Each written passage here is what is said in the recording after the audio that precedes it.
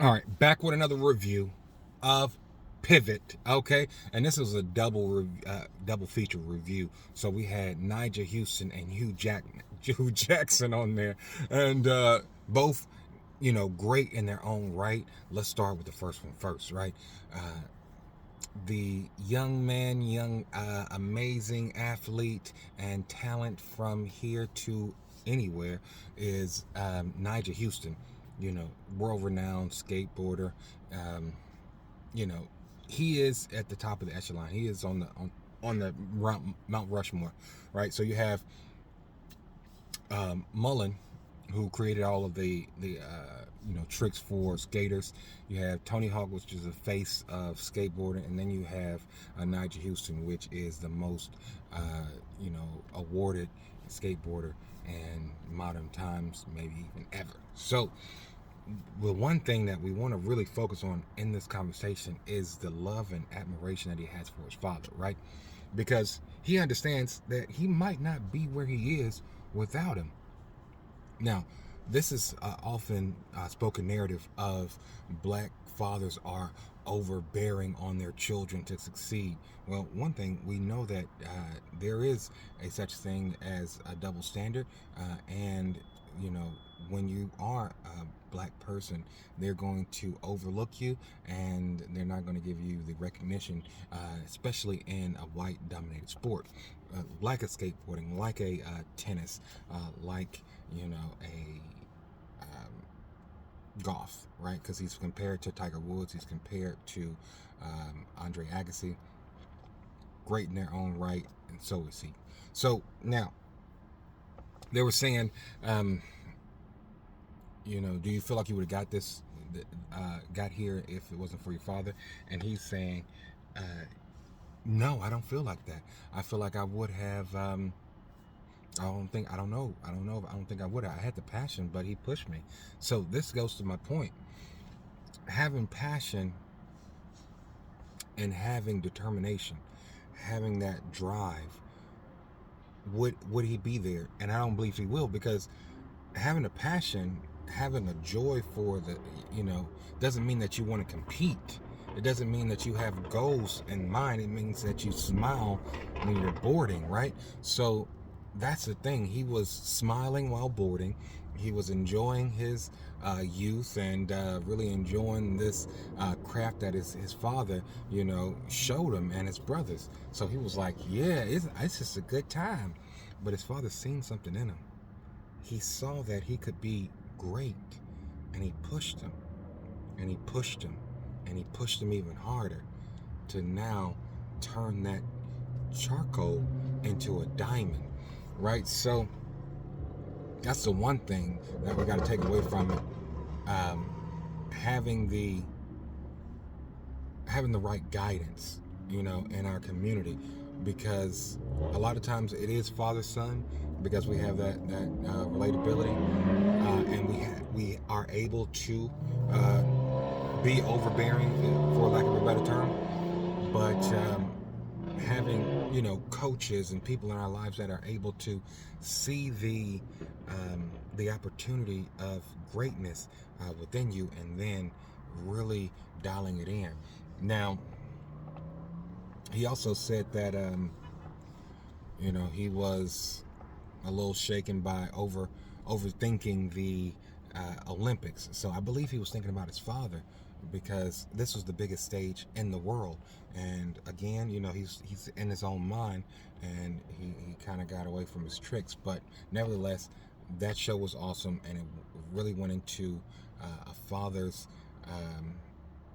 passion and his love to make sure his son was able to succeed. He succeeds financially through his passion. And when as an adult that something like this could be an economic step up or ladder to success, you put that drive in him. That child could not see or have the foresight to see where this could take him. But if he was just passionate about it, if he was just having fun, imagine how slow his progression would have been to actually be recognized or have any kind of notoriety. But because of his father, he was out there at 12. He was winning at 15. You know what I mean? Like, he was pushed into greatness. Now, Hugh Jackson. Hugh Jackson, great. We've seen him before. We see him again now. Totally different man. He said, I ain't with that bull. Okay? I'm with that real. So, what he was saying is that the NFL doesn't want him anymore. He doesn't see opportunity for himself. And after he was let go or released as a head coach, he was not offered any offensive coordinator positions, defensive coordinator positions, or running back, quarterback position coach, right? So now you get to a point where you're saying, why is that? And he goes into narcissism. People want to have like interests, or people that they feel comfortable around. So what is he saying? He's saying that there is so much propaganda in America that people don't feel comfortable around other minorities, other ethnicities, and that is making sure that there is a mainstream of white, coaches or agents or scouts or whomever that are going to, go through and get these $100,000 jobs, $1 million jobs, where they might not necessarily be the most qualified for those, right? And now he's saying that it's time to not go forward, but to go back. And the reason for that is because he's saying that we need to have a foundation. We need to have a foundation in which we can build off of. See, there needs to be a foundation for the coaches, so that they can showcase their art and ability, and then present themselves to the professional level, or have a streamlined scenario where they are going to these professional meetings and or NFL and things of that nature. So I say that to say this.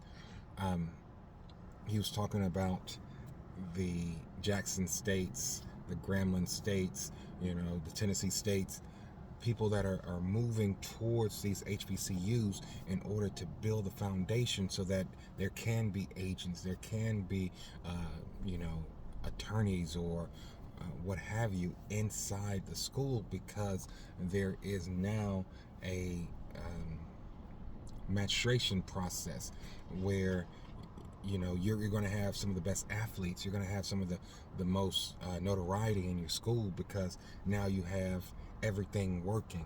And if you go back into your community and you till the field, imagine the growth that could happen. And I believe that was his point, and it was a beautiful thing there to think that he's doing that and others are doing that in order to ensure a better tomorrow, a better future for the youth, and to make sure that we have more of a chance and more of a leg to stand on. So that's been the review, folks. Like, comment.